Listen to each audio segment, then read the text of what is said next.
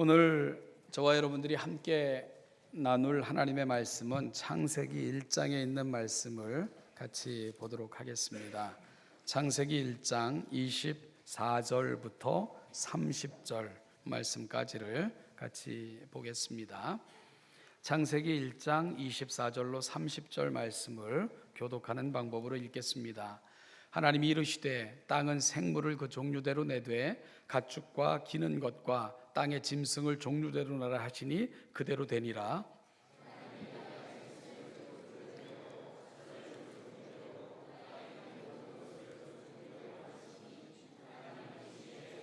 하나님이 이르시되 우리의 형상을 따라 우리의 모양대로 우리가 사람을 만들고 그들로 바다의 물고기와 하늘의 새와 가축과 온 땅과 땅에 기는 모든 것을 다스리게 하자 하시고,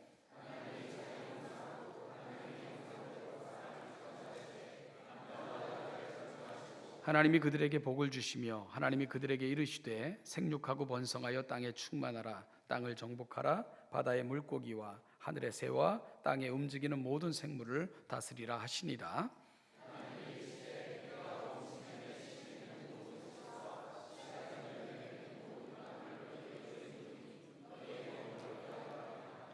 또 땅의 모든 짐승과 하늘의 모든 새와 생물이 있어 땅에 기는 모든 것에게는 내가 모든 풀을 먹을 거리로 주노라 하시니 그대로 되니라. 그 지으신 모든 것을 보시기에 심히 좋았더라. 저녁이 되고 아침이 되니 이는 여섯째 날이니라. 아멘. 우리가 성경을 이렇게 주위에서 읽어보면 성경에는 이 감탄사가 감탄사로 가득하다는 것을 알게 됩니다. 창세기를 펼치면 창조된 세상을 향해 그 스스로의 창조 세계를 보시면서 좋다를 연발하시는 하나님의 감탄사로 성경은 시작되고 있고요. 하와를 지어 아담에게 이끄셨을 때에 하와를 바라본 아담이 이는 내 뼈 중에 뼈요 살 중에 살이로다, 감탄에 맞지 않았던 그 아담의 감탄사를 곧 듣게 되고요. 늦은 나이 80에 이스라엘의 지도자로 부름받아 40년이라는 그 세월을 광야에서 함께 보낸 후 이제 하나님의 여기까지다 하는 하나님의 그 선포를 듣고 이 세상을 떠나야 되는 그 떠나는 자리에서 모세는 그 백성들을 바라보며 이스라엘이여 너는 행복한 사람이로다.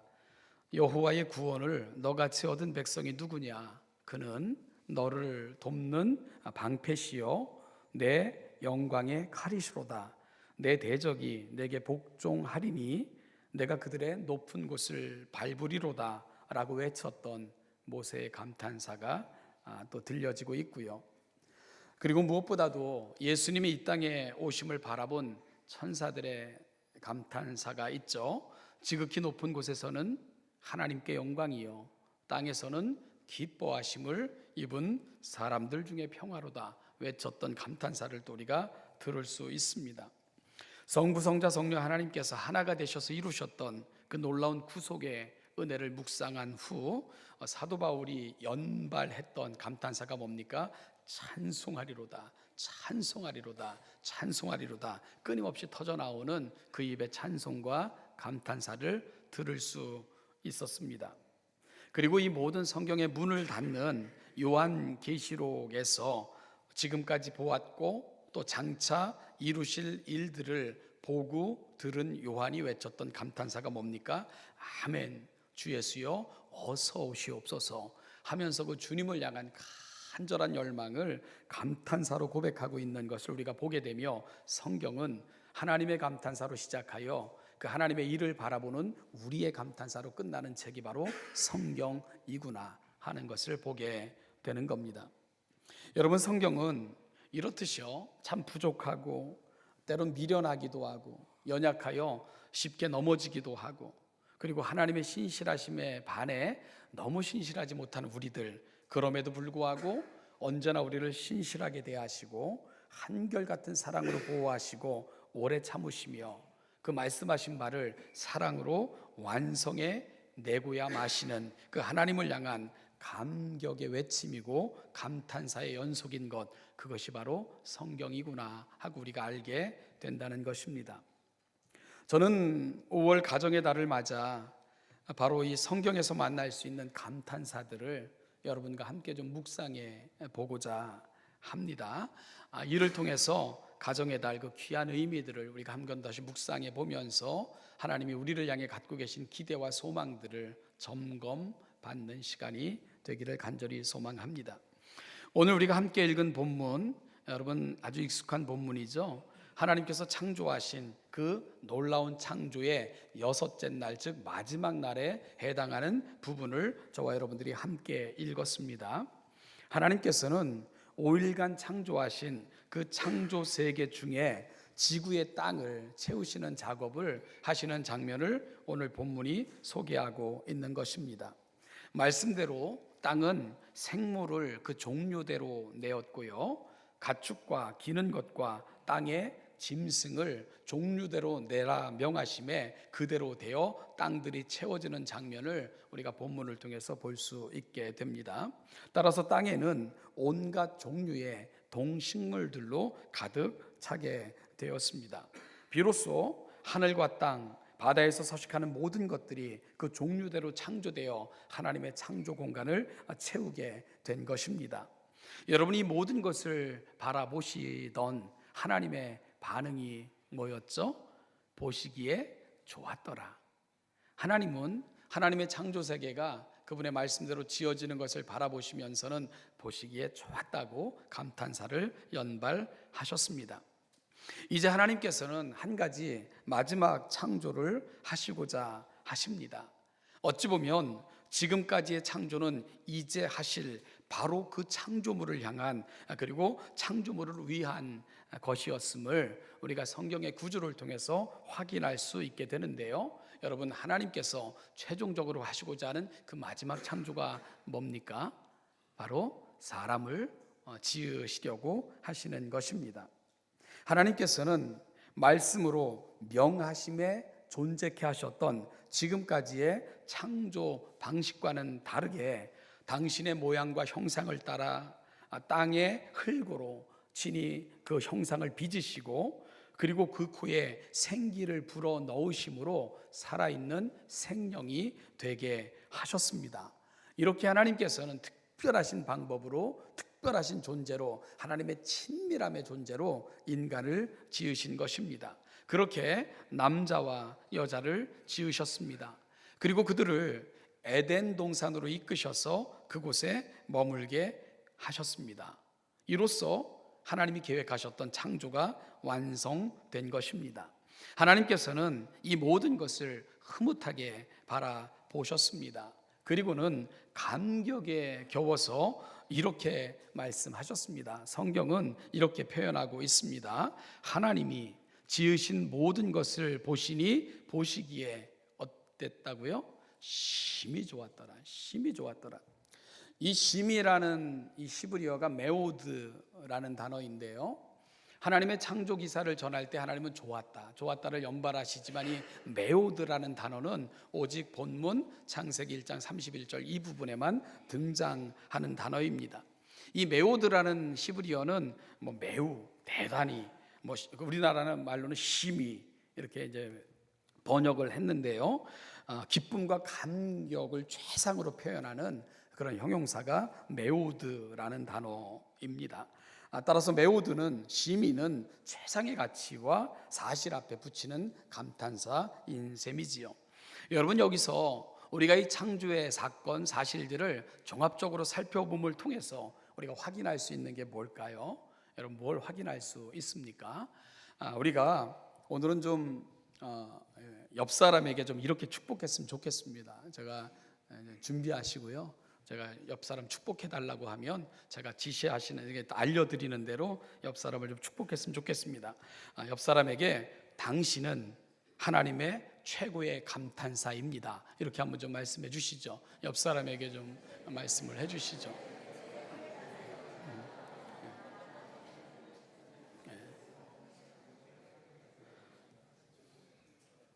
옆에 계신 분들이 누구라고요? 예, 하나님의 최고의 감탄사입니다. 여러분, 우리가 창조의 사건을 통해 확인할 수 있는 가장 중요한 사실입니다. 하나님은 자신의 형상대로 친히 손으로 빚으셔서 그 코에 생기를 불어넣으시고, 왜 그렇게 하셨는 줄 압니까? 친밀함의 표현입니다. 하나님께서 가장 친밀하고 존귀한 자라는 것을 그렇게 보여주고 계신 것입니다. 그렇게 생명이 되게 하신 인간을 세상 최고의 가치로 하나님은 여기신다는 것입니다. 이 땅에 오신 하나님 예수님께서도 어떻게 말씀하셨습니까? 사람이 만일 온 천하를 얻고도 제 목숨을 잃으면 무엇이 유익하리요? 사람이 무엇을 주고 제 목숨과 바꾸겠느냐? 여러분, 한 사람의 생명을 무엇과 비교하고 계십니까? 온 천하. 그러니까 하나님이 창조하신 모든 창조 세계와 한 생명을 비교하시면서 어느 것이 더 가치가 있다고요? 한 생명이 훨씬 더 가치가 있다, 이렇게 평가하고 계신 겁니다. 그만큼 한 영혼의 가치와 중요성에 대해 우리 주님께서도 확인해 주신 것이지요. 사랑하는 성도 여러분, 세상에서 저와 여러분들을 향해 내리는 평가가 있겠죠. 그런데요, 평가가 어떻든 중요한 사실이 있습니다. 그것은 뭐죠? 온 우주 만물을 지으신 그분께서 저와 여러분들을 최고의 가치로 여기고 계신다는 사실입니다. 저와 여러분들은, 특별히 이 자리에 앉아 계신 여러분들은 하나님의 최고의 감탄사이십니다.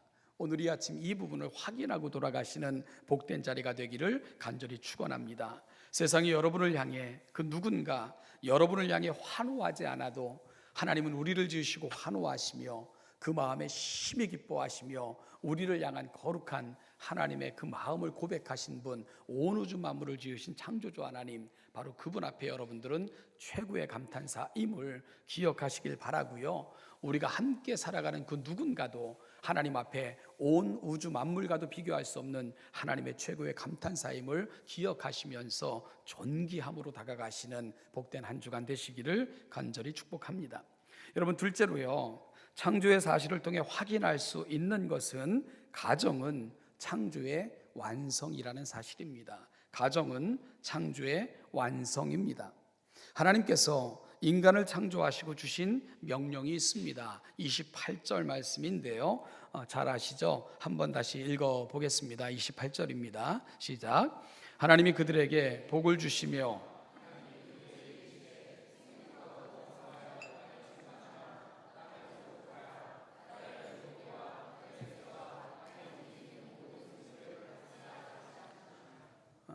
우리는 28절 이 부분에서 읽은 이 명령을 가리켜 문화명령이라고 부릅니다. 이 문화라는 말에서 알 수 있는 것처럼요, 여러분, 이 문화라는 것은 어느 날 하루아침에 이루어지는 게 아니고 사람이 오랫동안 지속적으로 같은 일을 되풀이할 때 만들어지는 고유한 습성을 문화라 이렇게 읽었지 않습니까? 따라서 오늘 창세기 1장 28절을 문화명령이라고 이름 붙여놓은 것은, 이것은 하나님께서 창조를 통해 보여주셨고 우리가 살아가는 모든 삶의 자리에서 드러내고 보여주고 고백하기를 원하시는 하나님의 뜻이라는 그런 개념으로 창세기 1장 28절을 문화명령이라고 부르고 있는 것입니다. 여러분, 우리가 하나님의 나라의 가치를 가슴에 담고 지속적으로 애쓰고 힘쓰고 노력할 때 그 결실로 맺어지는 것, 그것이 바로 하나님의 소원임을 창세기 1장 28절을 통해서 고백하고 있는 겁니다. 자, 그러면 구체적으로 여러분, 문화명령의 내용이 뭡니까? 첫 번째는 생육하고 번성하여 땅에 충만하라는 것입니다. 이것은 다른 어떤 피조물에게 주신 명령이 아니고요, 오직 인간에게 주신 명령입니다. 그리고 또 다른 명령이 뭡니까? 하나님이 창조하신 그 창조 세계를 관리하고 다스려 달라는 부탁을 바로 인간에게 이 축복을 하신 후 사명으로 부탁하고 계신 것이 창세기 1장 28절의 내용입니다. 자, 그러면 여러분, 어떻게 생육하고 번성하여 땅에 충만할 수 있습니까? 유일한 조건이 뭡니까? 결혼입니다. 바로 결혼을 통해서 가정을 이루는 것이고, 그렇게 세워진 가정을 통해 하나님의 창조 세계를 채워가는 것입니다. 이것이 바로 가정을 향한 하나님의 소망이십니다. 요즘 젊은 분들 결혼에 대해서 많이 무관심해졌다는 말도 듣고요, 또 소홀해졌다는 말도 듣고, 그렇게 또 강조하지 않는 것이 세태죠, 그죠? 그래서 이렇게 우리 어르신들하고 부모님들하고 얘기를 나눠봐도, 아유 그거 뭐 강요하지 말 필요 없다고, 자기들이 알아서 하든지 말든지 그런 말씀들 아주 쉽게들 하시더라고요. 그런데요, 여러분, 성경은요, 결혼은 창조의 질서에 속한 것이라고 가르치고 있다는 사실입니다. 그리고 독신은 은사입니다. 아시나요? 결혼은 하나님의 뜻이고, 독신은 특별한 사람들에게 주신 은사로 성경은 소개하고 있다는 겁니다. 그러니까 특별한 일과 사명을 위해 독신이 좋기에, 또한 독신의 은사를 주셨기에 독신으로 사는 것이지, 그것이 결코 성경적이지 않다 하는 것을 기억하는 것이 매우 중요하다는 겁니다. 여러분, 왜 결혼을 안 하는가? 결혼하는 것도 쉽지 않고, 또 원만한 결혼 생활도 결코 쉽지 않죠. 특히 이 나라에서 아이를 키운다는 것, 이거 너무 많은 수고와 희생, 인내를 필요로 하는 작업이라는 것을 이구동성으로 다 고백을 하십니다. 그래서 요즘 젊은이들에게 무조건 결혼해서 애를 낳아야 된다라고 얘기하는 것도 참 미안하다, 이렇게 말씀하시는 분들도 계세요. 그럼에도 불구하고 분명한 것이 뭐라고요? 결혼은 하나님의 뜻이라는 것입니다. 결혼은 하나님의 창조 질서에 속해 있다는 것이고요, 결혼은 그 창조를 완성해 내시는 하나님의 거룩한 뜻이라는 것을 기억하는 것이 너무 중요하다는 것입니다. 독신은 뭐라고요? 독신은 은사입니다. 결혼은 필수이고, 특별한 경우의 선택이 독신인 것입니다. 여러분, 거룩한 목적을 상실한 독신은 그래서 아름답기가 쉽지가 않은 것입니다. 정말 더 큰 아름다움을 위해 독신을 선택할 수는 있지만, 독신이 결코 자연스럽거나 성경에서 말하고 있는 하나님의 뜻은 아니라는 것을 이해하는 것이 참 중요하다는 겁니다. 요즘 우리 어떻습니까? 대학 가기가 힘든가요? 여러분, 늘 그러죠. 우리 땐 더 어려웠어, 이런 얘기들 많이 하는데, 제가 이렇게 보니까 저희 때가 더 어려웠던 것 같아요, 진짜. 저희는 전기에 한 번 지원해서 떨어지면 후기 딱 한 번, 그리고 나면 끝이었으니까 복수 지원 이런 거 아예 없었고요. 그래서 여러분, 대학 가기 위해서 이렇게 애쓰고 수고하는 우리 수험생들, 여러분들만 고생하는 거 아니다, 선배들도 다 어렵게 그렇게 했어, 이런 말들이 사실은 위로는 안 되죠, 그죠? 어쨌든 결혼도 마찬가지입니다. 어렵죠. 참 힘듭니다. 그런데 여러분들의 부모들은, 그리고 그들의 또 다른 부모님들은 더 어려운 가운데서도 자녀를 낳으셨고요, 그리고 수고와 희생과 눈물로 그 사명들을 완수해 내셨기에 사실 오늘 이 시대도 있는 거고, 저와 여러분들도 있는 것입니다. 모두가 주님 앞에 서는 날까지 이런 과정들을 통해 수고와 희생이 감당되어지는 것, 여러분, 이것이 어찌 보면 우리가 창조의 질서 속에 우리가 속해 있다는 고백과 맥락을 같이 한다는 것을 기억하는 것이 중요할 것 같습니다. 그러면 이제 결혼도 좀 신앙적으로 생각하면 좋겠어요. 여러분, 결혼하여 가정을 이루고 함께 수고하며 가정을 지키고 자녀를 낳아 키우며 수고하고, 이 모든 것들 창조 명령을 수행하는 것이며, 주님께서 부탁하신 또 다른 십자가를 짐과도 같은 맥락이라는 고백, 이것이 바로 이 시대를 살아가는 그리스도인들에게는 너무나도 중요한 가치라는 것을 함께 생각했으면 좋겠습니다. 그리고 이러한 수고와 희생을 통해 하나님께서는 여러분 가슴에 안겨주신 생명들을 통해 또 다른 세대가 복음을 알고 하나님의 나라를 주님 오시는 그날까지 이루어 가도록 그렇게 역사에 가시는 것입니다. 바로 결혼, 가정이 깨지면 이 세상이 하나님의 나라로 나아갈 수 없다는 것을 창조 질서는 이야기해 주고 있는 것이지요. 어느 이렇게 그냥 이렇게 작은 얘기인데요. 어느 미국 부자 집에 이런 소문, 그 부자 집에 대해서 이런 소문이 이게 퍼졌어요. 뒷동산 그 집 뒷산 어딘가에 숨겨진 보물 창고가 있는데 얼마나 대단한 보물이 숨겨져 있는지 아무도 모르며, 그래서 특별 도난 방지 장치와 그리고 또한 우리로 말 세컴과 같은 특별한 어떤 보안 시스템이 다 돼 있는 그런 보물 창고가 있다, 이런 소문이 들었습니다. 그러자 이제 거기에는 상상할 수도 없는 보물이 숨겨져 있다는 이렇게 소식이 들리자 어떤 무시무시한 갱단이 이 보물 창고를 우리가 깨고 보물을 차지하겠다, 이런 계획을 세우게 됩니다. 그래서 기발한 방법으로 도난 방지 장치와 그리고 감시를 뚫고 드디어 어디를 말하는 것까지 다 알아낸 후 그 보물 창고 앞에 이르게 됐습니다. 그리고는 숨을 죽이며 흥분된 마음으로 그 보물 창고를 딱 열었습니다.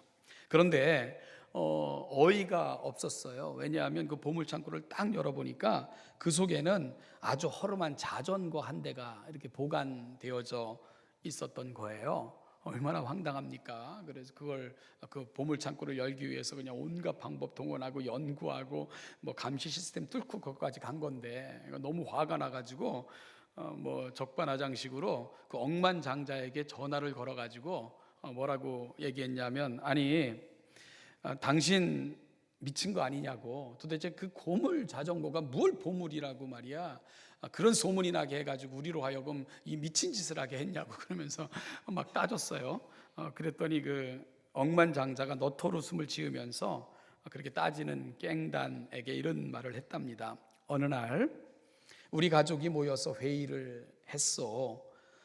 우리 가족이 가장 행복했던 순간이 언제였었지? 라는 것이 주제였어.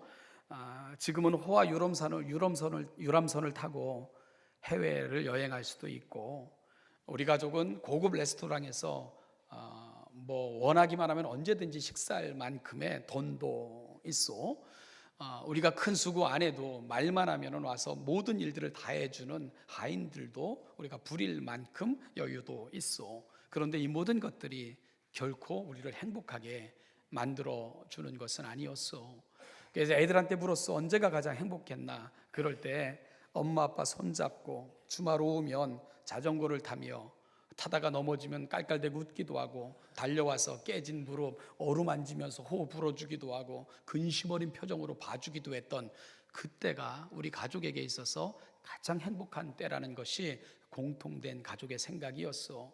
그것이 사라지고 나서는 돈으로 모든 것을 할 때는 결코 행복이 따라오지 않는다는 것을 우리가 알았어. 그래서 그 가치를 보존하고자 세상 최고의 보물로 우리는 그때 함께 우리 가족에게 추억을 만들어줬던 그 자전거를 그곳에 보관하게 된 거요. 그러면서 웃었다는 그런 얘기를 읽은 적이 있습니다. 여러분, 가정이 없는 세상을 한번 상상해 보시죠. 이런 가치들이 다 매몰되어지고 오직 물질 만능, 그저 노후에 내가 편하게 살 수 있는 돈만 있으면 된다는 생각들, 그리고 자기 유익만이 판치는 그런 세상, 여러분 한번 상상이 되십니까? 요즘 우리 교회 주변에도요, 오늘 2부 예배 때 유아 세례를 해야 되는데 조금씩 일찍 태어났으면 좋았는데 오늘 이렇게 유아 세례 받는 친구들이 많지 않은 것 같아요. 그런데 우리 교회 주변에 사시는 우리 집사님들 말씀이 그래요. 거리를 지나가다 보면 유모차를 볼 수가 없대요. 이제는 아이기의 울음소리가 다 끊어져 버린 것입니다. 지역이 특히 이렇게 그렇게 돼버렸고요. 아기의 울음소리가 끊어진 사회, 여러분 동성애가 판을 치는 사회, 이런 사회가 어디로 갈 것 같습니까? 이 모든 것들이 인권이라는 이름으로 당연시되어지는 이 사회의 끝은 어딜까? 여러분 생각이나 한번 해보셨습니까? 가정은 하나님의 사명의 장소입니다. 사랑을 배우는 곳이고 세상을 살아가는 기본과 본질이 바로 가정을 통해서 학습되어지도록 하나님께서는 저와 여러분들에게 가정을 허락해 주신 것입니다. 주님처럼 낮아지고 그리고 섬기고 희생함을 배우는 신앙의 본질이 회복되어지는 곳, 그곳이 바로 하나님은 가정이 되기를 원하시는 것입니다. 사랑하는 여러분, 기억했으면 좋겠습니다. 가정은 하나님의 창조가 완성되어지는 자리입니다. 하나님은 그렇게 가장 고결한 그런 기관으로 가정을 이 땅에 세우셨습니다. 세 번째로요, 가정은 하나님의 상승의 꿈을 담고 있는 공간입니다. 뭐요? 하나님의 상승의 꿈입니다. 여러분이 상승의 꿈, 창조는 창조 자체로도 완전하며 의미가 있습니다. 그런데요, 하나님은 창조된 세계가 그곳에 머물기를 원치 않으시고요, 그곳에 인간들을 지으시고는 그곳을 채우시라고 명령을 하셨습니다. 그리고 그리할 수 있도록 돕겠다고 축복하셨습니다. 그리고 하나님이 지으신 세계가 그렇게 하나님의 형상을 조차 이 땅의 왕으로 부르심을 받은 하나님의 특별한 존재들로 말미암아 관리되어지고 점차 하나님의 나라로 만들어져 가기를 꿈꾸며 하나님은 창조 세계를 설치하셨습니다. 하나님은 단지 아담과 하와가 아니라 그들을 통해 자녀들이 그 창조된 세계를 뛰노는 꿈을 꾸셨던 것이고요, 그들을 통해 창조된 세계가 보존되고 유지되도록 사명을 주신 것입니다. 창조는 새로운 하나님의 나라의 확장을 담고 있는 것이고요, 여러분, 이것을 가리켜 우리는 상승의 원리라고 이야기하는 것이며, 그 상승의 원리의 가장 중심은 바로 가정이라는 것을 우리가 창조 질서와 사건을 통해 확인할 수 있습니다. 여러분, 이 사실은 우리가 성경을 보면 창조와 재창조와 완성의 구도로 성경을 바라볼 수 있는데요, 창조가 인간의 죄로 말미암아 그 본질이 훼손되고 왜곡되어졌을 때 하나님은 범죄한 이 세상을 향한 새로운 계획을 짜고 재창조를 이루어내셨습니다. 그 재창조가 바로 예수 그리스도 안에서 이루어지게 되는 것입니다. 둘째 아담으로 오신 예수 그리스도 안에서 우리는 새로운 인류로 하나님 앞에 세움을 받게 되는 것이고, 세상은 새로운 창조를 경험하게 된 것이죠. 여러분이 주님이 이 땅에 허락하신 그 재창조 속에도 이 상승의 개념이 있습니다. 주님의 십자가와 부활만 가지고도 온전한 의미가 있지만, 여러분, 하나님께서는 이 땅에 교회를 세우시면서 상승의 꿈을 꾸십니다. 그것이 뭡니까? 이 세상이 예수 그리스도의 십자가로 말미암아 시작되어진 구원, 그리고 그로 말미암아 되어진 그 놀라운 생명의 원리들을 알고 깨닫고 그 구원의 소망을 가진 자들이 이 땅에 채워지기를 바라는 것, 그것이 바로 재창조를 통해 보여주셨던 하나님의 상승의 꿈입니다. 이를 위해 하나님은 교회를 세우신 거예요. 그러면서 주님은 승천하시면서 제자들에게 이렇게 부탁하셨습니다. 모든 족속으로 제자를 삼아 아버지와 아들과 성령의 이름으로 세례를 주고 가르쳐 지키게 하라. 이를 위해 하나님은 교회를 세우신 것입니다. 교회는 이 땅에 아들을 보내시면서까지 약속하신 바를 이루고, 그리고 구속의 놀라운 은혜를 허락하신 그 하나님의 놀라운 그 나라, 그리고 그 나라를 채워갈 상승의 꿈을 안고 하나님께서 이 땅에 허락하신 하나님의 놀라운 도구라는 것입니다. 이를 통해 하나님의 나라가 채워져 가고 하나님의 나라가 이 땅에 온전한 모습으로 회복되어져 가는 것입니다. 오늘 이곳에 신원예담교회를 세우시고 저와 여러분들을 교회로 부르신 이유도 바로 거기에 있는 거죠. 상승의 꿈입니다. 하나님께서 이 땅을 향해 갖고 계신 그 꿈을 위해 하나님은 교회를 세우신 것입니다. 그런데 우리가 성경의 모든 사실들을 확인해 보면 이 모든 상승의 시작점, 그리고 근원이 뭐냐? 바로 가정이라는 사실을 우리가 기억해야 된다는 거죠. 하나님께서는 친히 세우신 가정을 통해 그 위대한 하나님의 나라의 꿈을 꾸셨던 것입니다. 하나님의 창조 세계가 가정들을 통해 채워지고 그 창조 세계가 세워지는 위대한 꿈, 그것이 바로 가정을 향한 하나님의 꿈입니다. 여러분, 하나님의 꿈이라면 이건 반드시 이루어지는 꿈이에요. 우리의 꿈은 실패할 수도 있지만 하나님의 꿈은 실패할 수 없지 않겠습니까? 여러분, 따라서 하나님께서 가정을 통해 그들의 자녀가 창조된 세계를 채워가며 그들로 말미암아 하나님의 나라가 온전케 되어지는 그 꿈을 꾸셨다면 하나님은 그 꿈을 반드시 이루실 것입니다. 그렇다면 오늘 가정을 향한 우리의 소망은 어디로 가는 게 맞겠습니까? 하나님의 꿈, 하나님께서 원하시고 기뻐하시는 그 꿈을 향한 아름다운 출발에 서는 것이 너무 중요하다는 것입니다. 왜냐하면 하나님의 꿈이기 때문입니다. 그 꿈은 반드시 성취되어질 것이기 때문이죠. 사랑하는 성도 여러분, 우리가 이제 가정의 달을 시작을 했습니다. 가정은 하나님의 창조의 완성입니다.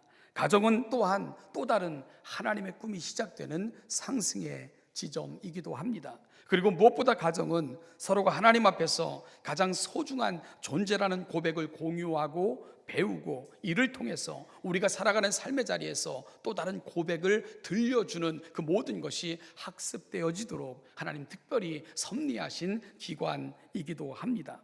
따라서 이 가정의 달을 맞이해서 우리 사랑하는 신혼자답게 모든 가정 안에도 이러한 꿈들이 생겨날 수 있기를 간절히 소망합니다. 하나님의 꿈이 우리 가정에 머물러 우리가 하나님의 꿈이 되기를 소망하는 그 간절한 열망을 안고 가정을 세워나갈 때 하나님은 그 가정을 통해 분명한 하나님의 꿈을 이루어 나가실 것입니다. 왜냐하면 바로 하나님의 꿈이기 때문입니다. 우리 가정들이 하나님의 꿈이 되시고 하나님이 여러분들의 가정을 통해 그 꿈을 구체적으로 이루어 가시는 아름다운 하나님의 역사의 장소가 여러분들의 가정이 다 되시기를 주님의 이름으로 축복합니다. 기도하겠습니다. 하나님 아버지, 은혜와 사랑을 감사합니다. 오늘 이 아침도 하나님께서 우리를 불러 이곳까지 인도하여 주시고, 하나님 아버지, 오늘 이 자리에서 우리를 향하신 창조를 통해 보여주신 하나님의 놀라운 섭리를 함께 묵상케 하신 거 너무너무 감사합니다.